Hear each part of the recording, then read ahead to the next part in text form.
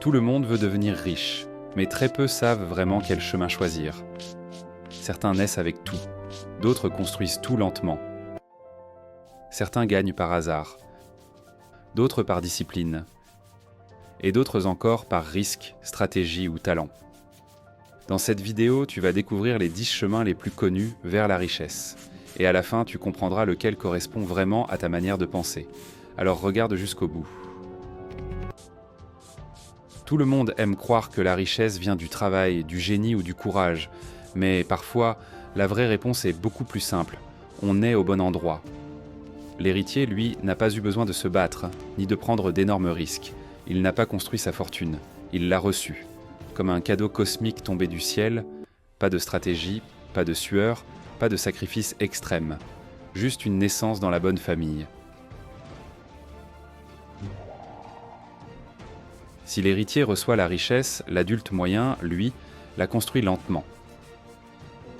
Il va à l'école, suit les règles, obtient un diplôme, parfois avec des dettes étudiantes, puis décroche un premier vrai emploi. Ensuite commence la longue montée. Les promotions, les années de travail, les impôts, les factures, les responsabilités. Ce chemin n'a rien de spectaculaire. Il est parfois monotone, parfois fatigant, mais il fonctionne. Petit à petit, il achète une maison, épargne, investit, prépare sa retraite. Au lieu de devenir millionnaire en une nuit, il avance année après année vers une vie plus stable et plus confortable. Ce n'est pas la route la plus rapide, mais pour beaucoup, c'est la route la plus solide.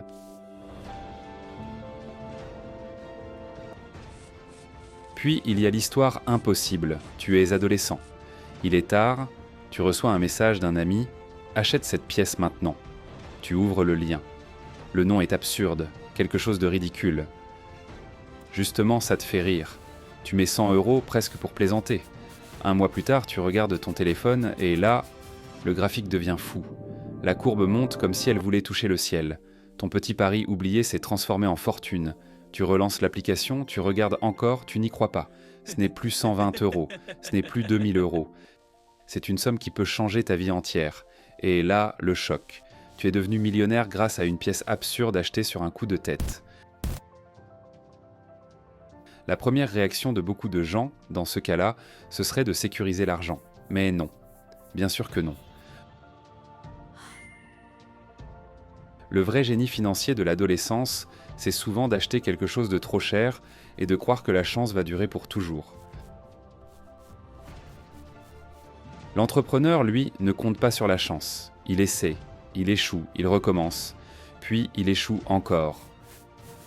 Dropshipping, marque de vêtements, agence TikTok, idée de start-up, projet du soir, nuit blanche, café froid, ordinateur usé. Rien ne marche vraiment au début, mais il continue. Pas parce qu'il est certain de réussir, mais parce qu'il refuse l'idée d'une vie ordinaire qui l'éteindrait peu à peu. Il préfère vivre avec peu aujourd'hui pour construire quelque chose de grand demain. Il apprend à coder, à vendre, à créer, à tester. Et un jour, enfin, une idée prend. Une application, un service, un produit original, quelque chose que les gens veulent vraiment. Les téléchargements montent, les utilisateurs arrivent. Une grande entreprise remarque le projet. Puis l'offre tombe, 2 millions €, peut-être plus. Après toutes les nuits perdues, après les échecs et les doutes, il gagne enfin. Ensuite, il y a le chemin le plus risqué de tous.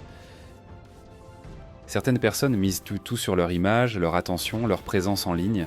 Elles choisissent une voie où l'exposition est totale, où il n'y a presque pas de filet de sécurité. Le potentiel de gain peut être énorme, mais le risque aussi. Dans ce monde-là, réussir ne dépend pas seulement du physique. Il faut aussi du marketing, du branding, de la constance, de l'audace et une capacité à transformer l'attention en revenus. Les quelques personnes au sommet gagnent énormément. Mais la plupart n'atteignent jamais ce niveau. C'est une stratégie brutale, incertaine et très exposée. Elle peut rapporter gros, mais elle peut aussi laisser des traces que personne ne voit vraiment.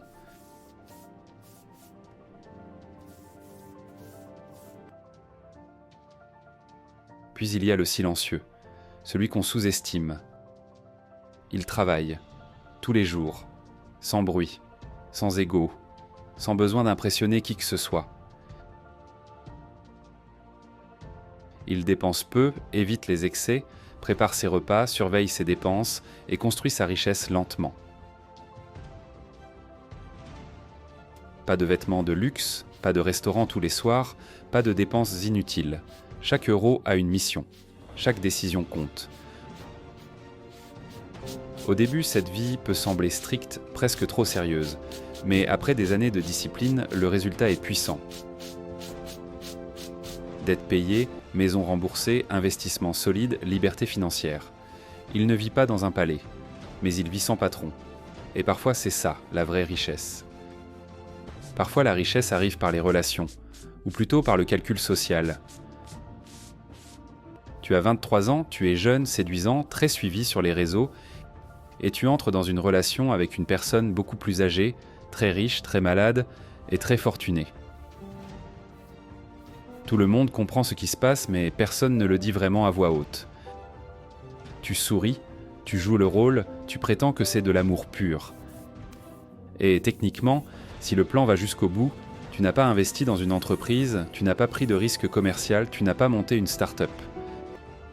Tu as simplement attendu. Ce n'est ni glamour, ni admirable,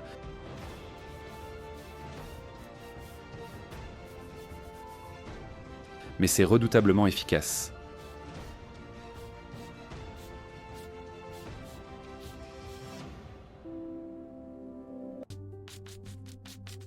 Le joueur lui mise sur l'impossible. Il entre au casino, pose 100 € sur le noir et gagne. Puis il recommence. Encore et encore. Au départ, c'est de la chance. Ensuite, c'est de l'adrénaline. Puis c'est une obsession. Le public se rassemble, tout le monde regarde, la tension monte. Et contre toute logique, les gains s'accumulent. 100 € deviennent 1000, puis 10 000, puis 100 000, puis une somme qui semble irréelle. Le joueur a défié les probabilités, et contre toute attente, il s'en sort vivant, avec les poches pleines. Mais tout le monde sait que ce genre d'histoire finit rarement bien. La chance peut sourire une fois, pas toujours deux. L'influenceur commence souvent dans une chambre avec un téléphone et aucune visibilité. Il poste, il teste, il copie les tendances, il fait des vidéos absurdes, drôles ou gênantes. Au début, personne ne regarde. Puis quelques vues arrivent, puis quelques milliers, puis des marques commencent à écrire. Et là, tout change. Le compte devient une machine. Le contenu devient une vitrine. Les placements de produits, les vidéos sponsorisées, les ventes affiliées, tout se transforme en argent. L'influenceur ne vend pas toujours un produit parfait. Parfois, il vend surtout une attention, une image, une confiance. Et dans l'économie moderne, l'attention vaut parfois plus que l'or.